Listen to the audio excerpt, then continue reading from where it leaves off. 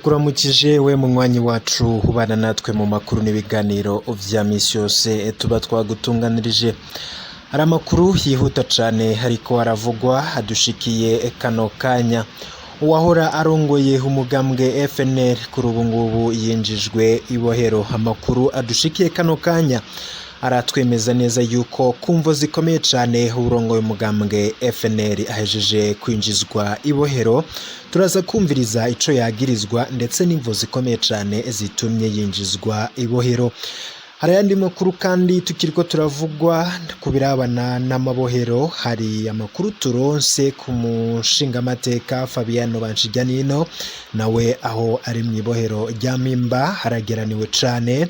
Hari ayandi makuru mashasha adushikiye kuri uno mushingamateka Fabiano Banshiganino. N'amakuru yose adushikiye kano kanya akaba ari amakuru ngira tubanemwo. Wewe wafyonze subscribe, nawe utarafyonda subscribe ngira ndagusabe kumanuka musi y'i video urabe ahanditse subscribe, nimba ukoresha icongereza ufyondeko.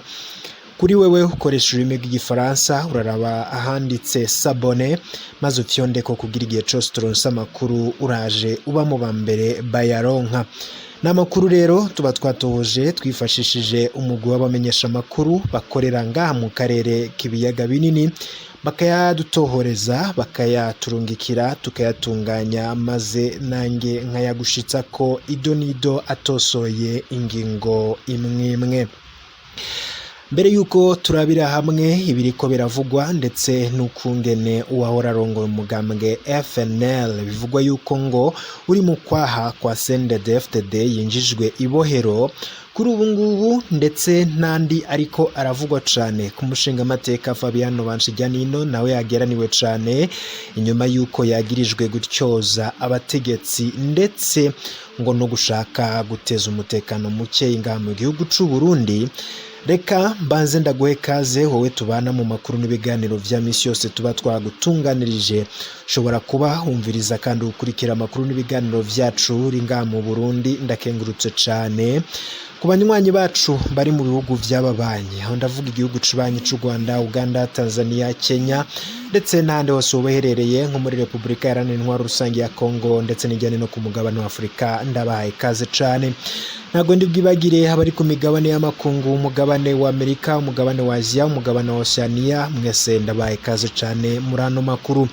Reka hano makuru yacu tuyatangurire kuri iyi nkuru nyene idushikiye kano kanya iriko iravugwa yuko Fabiano Banshiganino aho apfungiye mu ibohero nawe ageraniwe cane. Tujeje kumviriza ibi vya Fabiano Banshiganino, turaca twumviriza amakuru yandi ariko aravugwa mu mugambwe FNL aho wahora urongoye nyene nawe yapfunzwe. Amakuru ava muri sentare nkuru ya Ntahangwa yaraye yemeje ko nyakubahwa Fabiano Banshiganino abandanya kuburana apfunzwe. Amakuru yo kwizera adushikiye kano kanya harerekana neza yuko Honorable Fabiano Banshiganino yinjijwe ibohero rikuru rya Mpemba kwigenekerezo ry'umunani Gitugutu umwaka w'2020, araheza ajanwa imbere y'abacamanza ngo bemeze ko ca ahabwa umunyororo w'imfata kibanza kwigenekerezo rya 26 Gitugutu. Inyuma y'imisi 18 afashwe, amategeko avuga ko umunyororo nyene afunzwe ivy'imfata kibanza ategerezwa kujanwa imbere y'abacamanza canke se chambre de conseil mu minsi 15 gusa. Akaba rero aribo bemeza ko abandanya kuburana apfunze canke se azaburana yidegemvya. Ndakwibutse yuko nyakubahwa Fabiano Banshiganino afise amasaha 48 yo kunguruza nyene kubijanye n'iyo ngingo yaraye ifashwe abandanya gufungwa. Akaba afunzwe ku karenganyo ahogwa ukuri yavugiye mu nama nshingamateka, kandi ibwirizwa shingiro rikingira abashingamateka ku vyiyumviro rikanakingira rero wese mushingamateka ashikirije ivyiyumviro vyiwe mbashikiriza mu nama nshingamateka nk'uko amategeko y'u Burundi abigena. Imbere yuko turaba ibirabana kandi n'uwahora arongoye umugambwe FNL kuri ubu nawe yinjijwe ibohero, reka mbanze ngushitse ko ni inkuru yihuta cane nayo idushikiye kano kanya aho muri komine Kiganda hari amakuru naho adushikiye yuko indwi zitatu ziheze hatawe irengero ry'inyankamugayo zitanu. Izi nyankamugayo zo mu mugambwe nyene utavuga rumwe n'ubutegetsi bwa CNDD-FDD ariwo CNL. Amazina yazo ni Martin Bukuru, umwigisha ava ku mutumba wa Murambi, akaba yahoze arongoye FNL mu ntara ya Muramvya. Hari n'uwitwa kandi Sidmon Mpahwenimana, uyu nguyu nawe akaba ari umwigisha ava ku mutumba wa Murambi, akaba rero ngo anunguruza abantu kw'ipikipiki. Uyundi munywanyi wa CNL ni Gervais Nteziryayo ava ku mutumba wa Kayange. Arcade Nimubona ava ku mutumba wa Kayange nawe nyene. Philibert Ndayiragije ava ku mutumba wa Kivyeyi. Ndetse abangaba bagifatwa barindwi, babiri rero ngo barashoboye kurokoka, umwe abayeho yinyegeje kubwo imvo z'umutekano wiwe, uwundi rero ngo bafatwa hari abandi babiri bunguruza abantu ku mapikipiki ariwe Elise ndetse na Tite Ntuzwenimana bashoboye guhunga. Bari rero baje kubafata nk'uko amatohoza amenyesha makuru bacu badushikirije avyerekana, ariko ngo nabo nyene bakaba bahavuye bafatwa bukeye, bafatirwa muri komine Kiganda baja gufungirwa muri komisariya ya Muramvya aho n'ubu bakiri.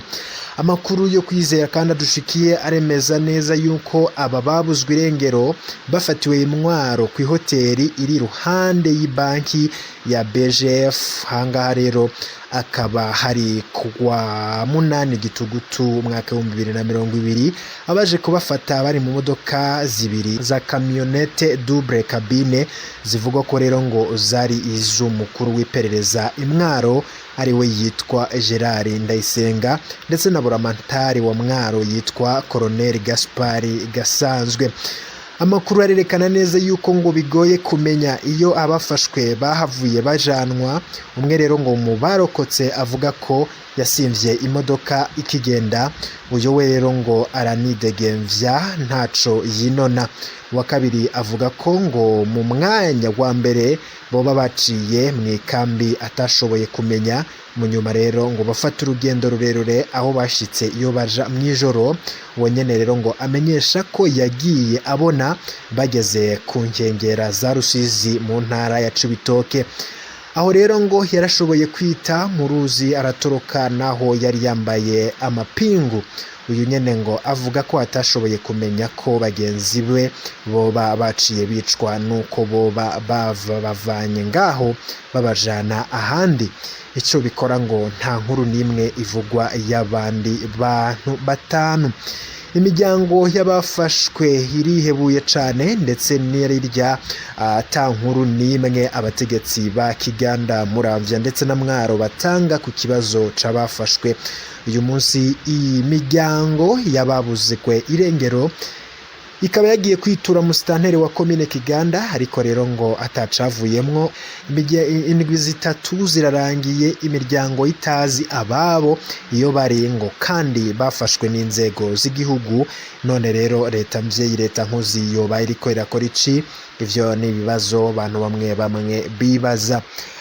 Aya makuru kandi nkuko nabikubwiye mu ntango yayo, reka tugushitse ko n'iyi nkuru yihuta cane ivugwa ku wahora arongoye FNL kuri ubu yinjijwe ibohero.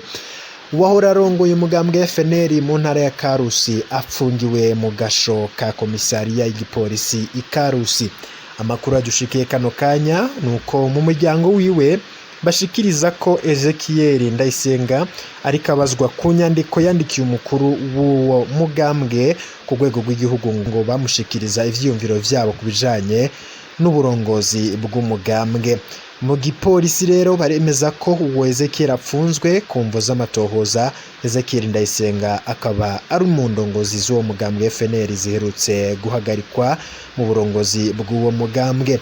Ndakwibutse yuko bivuga yuko umugambwe FNL woba uri kurakorera mu kwaha kwa CNDD-FDD, ndetse ngo vyose bikora kugwa muri uyu mugambwe birongowe na Jacques Bigirimana, ngo uyu mugambwe ukaba uriko urakora na CNDD-FDD cane, ndetse ngo ico CNDD-FDD didashaka kitakogwa muri uno mugambwe. Hari umwe agasho cyane cyane agasho kagahohotero cyane cyane nk'urya mushinga nta nyene yavuze ibintu arekuwe n'amategeko ko mu by'ukuri yaserukira abarundi muri bamwe yaserukira harabirindira nkawe ahubwo twari kumutera amashurwe kandi turamutera amashurwe twese tuvuga tuti abaserukira abandi barundi bari bakwiye kumviriza abarundi bose atari abarundi gusa bakurikira kandi bashigikiye ivyo leta ivuga. Hari n'abandi barundi bitwa abarundi kandi bafite uburenganzira bwo kuba abarundi bakeneye kwijwi ryabo ivyiyumviro vyabo bimenyekana bishigwa imbere. Siwe wenyene burya yatubereye umuntu ijambo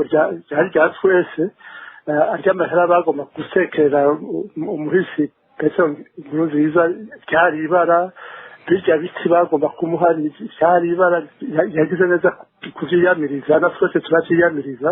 Rero nk'uko mwabivuze burya umuntu avuze ukuri kandi akaba akuvugiye abarundi benshi bamushigikiye kandi bamwubaha kandi bamukunda ni ukuri yarakwiye kuja muri gasho mugabo bitangaje kubona yuko umushinga nta nkurya yapfunzwe yazize ukuri yazize ijambo rigororotse ijambo twese dushigikiye bamurekure bamuriteka tumwubahe tumwereke yuko yaduserukiye twebwe abarundi yaduserukiye abarundi benshi.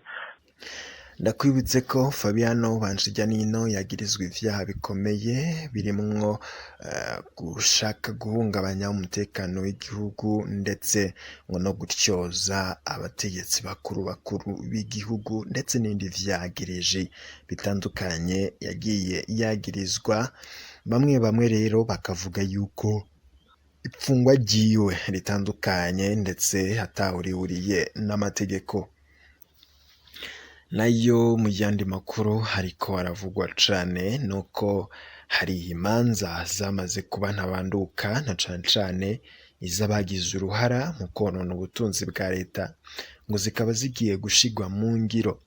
Ivyo ngivyo bikaba biri mu migambi mikuru ya leta muri uno mwaka w'2020 ushira wa 2021. Iyo migambi rero ngo ikaba yarashikijwe n'umushikiranganje wa mbere Alain Guillaume Bunyoni. Bikaba vyabaye kuri uno wa kane imbere y'abagize inama nshingamateka ndetse na nkenguruzamateka nk'uko amakuru n'amatohoza twakoze avyerekana. Iho igikorwa kindi gihambaye cyo kuraba amadosiye yose y'imanza zamaze kuba ntabanduka kugira ngo zishobore gushirwa mu ngiro na cane mu gisata c'abagize uruhara mu konona tunzi bwa leta. Ugasanga leta bayishize mu bibazo kandi amakosa yabo. Rero aha ni mu ntumbero yo gushira mu ngiro rya tegeko rihana abakozi ba leta baba bitwaye nabi ku buryo bigaragara yuko leta ishobora kuhatakariza mu kurihindishizi canke ziriya. Hariho rero amadosiye atari make amaze kuba ntabanduka mugabo tugasanga abo bakozi ntibakurikiranywe kugira ngo ivyo bononye babirihe ari indishi leta yabwirizwa kuriha abari bo baziriha kugira ngo leta ntize guhomba kandi ari umuntu yagize amakosa yanyuranije n'amategeko ku gatwe kiwe. Ntivyoroshe igihe bariko bagira presentation je nagize projet iyo mba uwomoka mba naromotse. Umwaka wa mbere abakozi wanje bashatse guhembwa kundusha. Iyumvire mwavuze ngo ducarushaka kuba abashefu. Je rero ntivyabaye uko kuko ndabizi iyo defo ari wewe uciba umukuru wa projet wa entreprise irashobora gutembagara kuko ntiwikontorora bikunda ninde yimena igihute.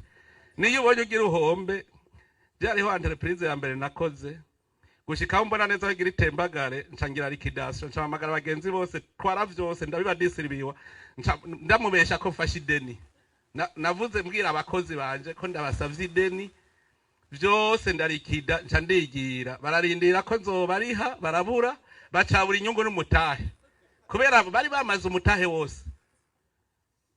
Ugasanga ndasubira ndagira iyindi entreprise ndaba iyo entreprise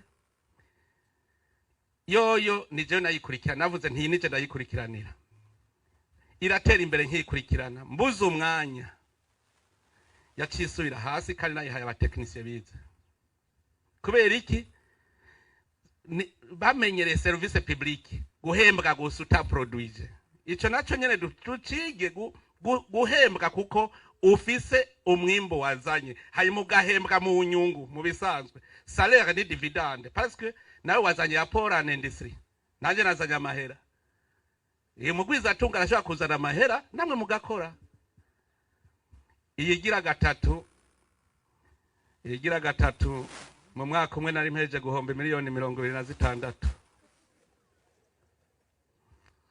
je umunsi umwe navuze ndabiheze sigeze bacambwira ngo hajya ngo ni nk'umuvyeyi abuze ntacaheba